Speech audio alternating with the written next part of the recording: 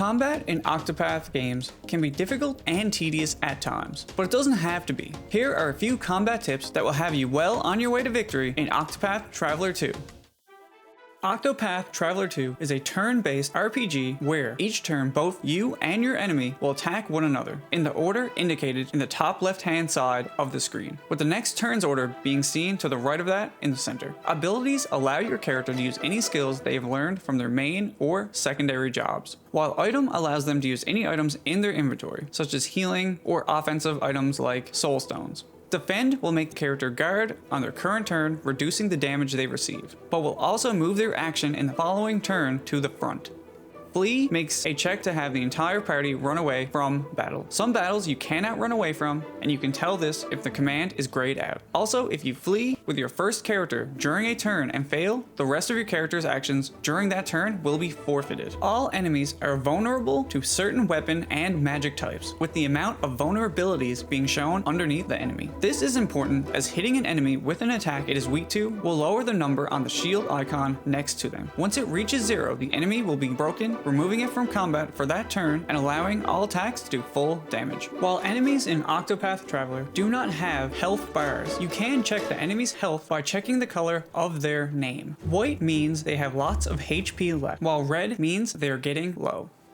The boost system is a key part of combat in Octopath Traveler 2 that allows you to strengthen your attacks and even help with breaking enemy shields. In the upper right corner of the screen, underneath the characters' names, there are 5 dots. Each dot represents a boost point, or BP, with the actual amount you currently have shown in orange. Your characters get a single BP at the beginning of every turn, unless used on the previous turn. Then they do not get any at all. You can use a max of 3 BP at once, but can store up to 5. Boosting will also work differently depending on the attack or skill being used. For example, boosting a physical attack allows you to attack multiple times and is good for breaking enemy shields. Boosting a skill will increase its potency. For example, if you use Thunderbird, Ochet's lightning skill, it will increase the amount of damage the spell does, but will not cause the skill to occur multiple times. RNG-based skills, like Ochet's Capture or the Thief's Steal, have their success rate go up when you use Boost.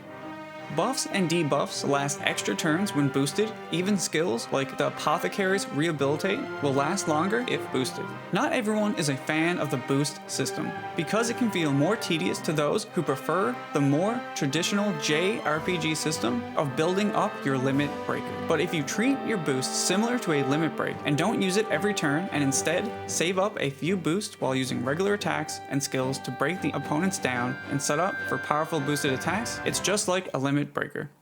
Latent powers are a new game mechanic introduced in Octopath Traveler 2. During combat, a new gauge will fill up every time you do damage, take damage, or break enemies' shields. Once a character's gauge is full, they can activate their powerful new ability. Each character has a different and unique power that can be used multiple times in a battle as long as you fill the gauge. If a fallen character is revived, your meter will start from 0 and not from where it left off before your character's death.